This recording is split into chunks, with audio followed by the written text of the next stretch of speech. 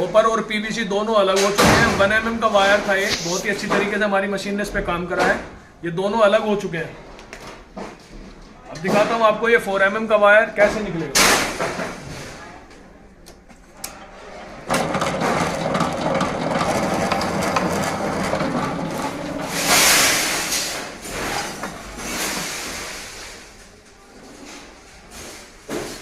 ज्यादा हो गई।